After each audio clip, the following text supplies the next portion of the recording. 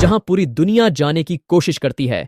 ओ ए हाय, चांद एक के बाद एक अमेरिका हो या रूस, चीन हो या फिर अब भारत देश चांद पर जाना चाहता है।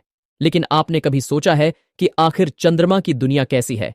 चांद पर मिट्टी है या पत्थर समुद्र है या नदियां पहाड़ है या रेत के मैदान पानी है या कुछ और? चांद की धरती पर एलियन है या इंसान? तो चलिए दोस्तों, अगले कुछ देर में ले चलते हैं आपको चांद की सैर पर। तो चलिए शुरू करते हैं अपने चांद के सफर को। धरती से चांद की दूरी लगभग 3,84,400 किलोमीटर है। पृथ्वी से चांद तक पहुंचने में सबसे कम समय 4 दिन अमेरिका को लगा है। वहीं अगर हम चंद्रयान के रास्ते से चांद पर जाते हैं तो लगभग 40 दिन का समय लगेगा। अगर यह मानकर चलें कि हम अमेरिकी स्पेसक्राफ्ट में बैठकर चांद पर जा रहे हैं तो हमें वहां पहुंचने में 4 दिन का समय लगेगा। 4 दिन बाद हम चांद की जमीन पर होंगे। चांद की जमीन पर उतरने के बाद जो हमें सबसे पहले दिखेगा वह है चांद की जमीन। आपको चांद की जमीन ऊबड़ खाबड़ नजर आएगी। चांद की जमीन पर हर तरफ आपके बड़े बड़े गड्ढे दिखाई देंगे।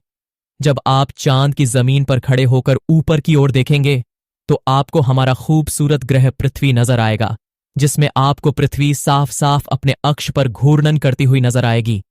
लेकिन आसमान में हमेशा उसकी स्थिरता बनाए रखें, अर्थात चांद पर खड़े होकर पृथ्वी को कई वर्षों से अगर हम निहारत रहे तो वह अपनी जगह से टच से मत नहीं होगी। चांद का गुरुत्वाकर्षण पृथ्वी के मुकाबले 6 गुना कम है, यानी चांद की जमीन पर जाने के बाद हमारा वजन 6 गुना कम हो जाएगा।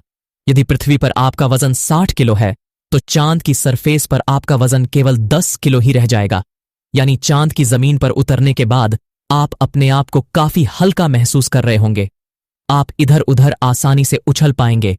इसी कारण नील आर्मस्ट्रांग जब चांद पर चल रहे थे तब ऊंछल ऊंछल कर चल रहे थे, क्योंकि दोस्तों चांद पर पृथ्वी की तरह चल पाना संभव नहीं है।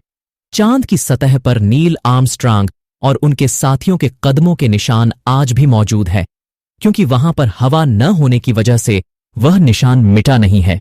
फिर थोड़ा चलने के बाद जब आप चांद पर इधर उधर देखोगे तो आपको बहुत सारा कचरा पेपर, बहुत सारे क्षतिग्रस्त सैटेलाइट एंड बैग्स मिलेंगे। यह सारा कचरा हम इंसान नहीं फैलाया है। यह कचरा इतना ज्यादा है कि 5 ट्रक भर सकते हैं। चांद पर कचरा और यह पेपर अंतरिक्ष यात्रियों ने फेंक थे, जिसमें उनकी मानव मूत्र और उल्टियां हैं। अब आप चांद की जमीन पर खड़े हैं तो आपको सबसे ज्यादा खतरा आसमानी मौत का है। चांद का गुरुत्व आकर्षण कम होने की वजह से इसके पास कोई भी वायुमंडल मौजूद नहीं है। वायुमंडल की नामौजूदगी के कारण वहां पर रहने वालों के लिए उल्का पिंड से करने का खतरा लगातार बना रहता है। यानी आप चांद पर खड़े हैं और पता नहीं कब एक बड़ा पत्थर आसमान से गिरकर आएगा और आपकी मौत वहीं पर हो जाएगी। यही वजह है पृथ्वी से देखने पर जो चांद पर काले धब्बे दिखाई देते हैं, असल में वे धब्बे नहीं, गड्ढे हैं। जहां पर सूर्य की रोशनी नहीं पहुंच पाने की वजह से वह धब्बे नजर आते हैं। सूर्य के बाद आसमान में सबसे ज्यादा चमकने वाली अगर कोई चीज है तो वह है चंद्रमा। जब हम पृथ्वी से आसमान की तरफ देखते हैं तो हमें नीला दिखाई देता है, लेकिन जब चांद से आसमान की तरफ देखेंगे तो हमें नीला नहीं बल्कि काला दिखाई देगा। यानी आप जब भी ऊपर आसमान की तरफ देखेंगे तो आपको लगेगा कि आप काला आसमान की दुनिया में आ गए हैं। अब चांद पर खड़े होकर आप बहुत बोरिंग फील कर रहे हैं, और हम मजाक नहीं कर रहे। अमेरिकी अंतरिक्ष एजेंसी नासा ने वर्ल्ड रिकॉर्ड में अपना नाम दर्ज करवाते हुए चांद पर वाईफाई की सुविधा उपलब्ध करा दी है, जो कि 3 MBPS तक इंटरनेट स्पीड देता है। यानी आप आराम से चांद पर इंटरनेट चलाकर अपना एंटरटेनमेंट कर सकते हैं। अब आपका मन कर रहा है, इंटरनेट तो बहुत हुआ, अब चांद से मैं पृथ्वी पर अपने घर फोन करके बात करता हूं। अपने फोन मिलाया, फोन लगा भी गया। लेकिन यह क्या, आप बोल रहे हैं लेकिन आपकी आवाज मुंह से बाहर नहीं आ रही है? जी हां, यह सच है। चांद पर आप कितना भी जोर से चिल्लाने, आपकी आवाज मुंह से बाहर नहीं आएगी। धरती पर वायु की हमेशा हर जगह उपस्थिति रहती है, लेकिन चंद्रमा का अपना कोई वायुमंडल नहीं है, इसलिए वहां पर ध्वनि तरंगों का संरक्षण सामान्य रूप से संभव नहीं है।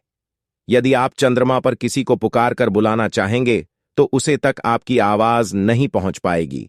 परंतु चंद्रमा पर एस्ट्रोनॉट्स स्पेस सूट में रहते हैं, जिसमें ऑक्सीजन और नाइट्रोजन भरकर कृत्रिम रूप से वायुमंडलीय दबाव बनाया जाता है। इसलिए वे सूट में बात कर सकते हैं और उसमें लगे माइक्रोफोन की मदद से किसी अन्य व्यक्ति तक भी अपनी बात पहुंचा सकते हैं।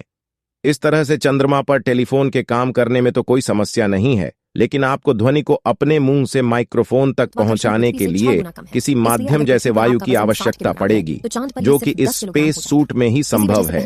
भविष्य में अगर चांद पर इंसानी बस्ती बनती है तो यह संभव है कि टेलीफोन से चांद पर बात की जा सकती है, लेकिन चंद्रमा से पृथ्वी तक सिग्नल पहुंचाने में लगभग 1.27 सेकंड का समय लगता है। इसलिए पृथ्वी से संपर्क के दौरान आपको रुक रुक कर बात करनी पड़ेगी। अब चांद पर हमको रहना है, तो अब बात करते हैं चांद पर दिन और रात के बारे में। चांद को पृथ्वी का एक चक्कर लगाने में 27.3 दिन लग जाते हैं और अपने अक्ष पर भी एक चक्कर लगाने में इतना ही टाइम लगता है। यही वजह है कि चांद पर हमें एक बार में एक भाग ही दिखता है, दूसरा भाग छुपा रहता है। वही चांद पर एक दिन करीब 14 दिन का होता है। रात भी इतनी ही लंबी होती है, यानी चांद की सतह पर मौजूद वस्तुओं पर रात और दिन का बहुत ज्यादा असर होता है। रात में चांद का तापमान लगभग 153 डिग्री तक गिर जाता है, जबकि दिन में तापमान 180 डिग्री सेल्सियस तक बढ़ जाता है। फिर चांद के अलग अलग हिस्सों की स्थितियां भी अलग अलग होती हैं। माना जाता है कि चांद का साउथ पोल ज्यादा ठंडा होता है।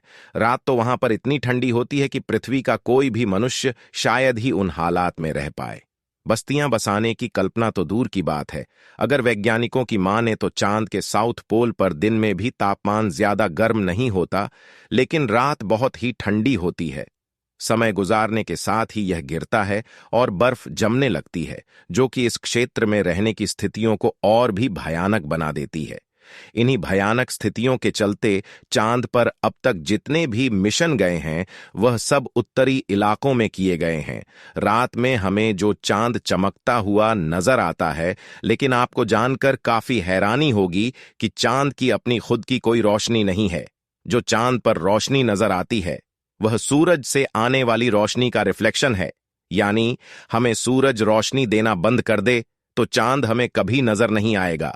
चांद पृथ्वी के चारों तरफ घूमते वक्त अपना एक ही हिस्सा पृथ्वी के सामने रखने के कारण चांद का दूसरा हिस्सा आज तक पृथ्वी के किसी भी मनुष्य ने नहीं देखा है। दोस्तों, चांद पर मौसम नहीं पाए जाते हैं क्योंकि परिक्रमा के दौरान चांद अपनी धुरी पर सिर्फ 1.54 डिग्री तक तिरछा होता है, जबकि पृथ्वी 23.44 डिग्री तक झुकी होती है। चांद के ध्रुव पर कई ऐसे इलाके हैं जहां कभी सूरज की रोशनी पहुंच ही नहीं पाती है, यानी घूमते हुए। अगर आप चांद के इन इलाकों में पहुंच गए तो वहां नजारे बेहद ही भयानक होगी। आपको जानकर हैरानी होगी कि पृथ्वी की वजह से चांद पर मौसम नहीं होता, लेकिन चांद की वजह से पृथ्वी पर मौसम बदलते हैं। अब अगर आपका चांद की दुनिया का सफर कंप्लीट हो गया हो तो आप अपनी स्पेस क्राफ्ट में बैठ जाएं और उसके बाद धरती पर आने के लिए रवाना हो जाए। दोस्तों, आपको चांद का डरावना और जानकारी से भरा सफर कैसा लगा, हमें कमेंट बॉक्स में लिखकर जरूर बताएं। इस वीडियो को एक लाइक जरूर करें और अपने मित्रों तक इस वीडियो को शेयर करें ताकि उन्हें भी जानकारी मिल सके। और भी नॉलेजेबल वीडियो के लिए अपने भरोसेमंद चैनल को सब्सक्राइब जरूर करें और बेल आइकन को ऑल पर सेलेक्ट करना बिल्कुल ना भूलें। मिलते हैं किसी और नॉलेजेबल वीडियो के साथ। वीडियो को अंत तक देखने के लिए धन्यवाद।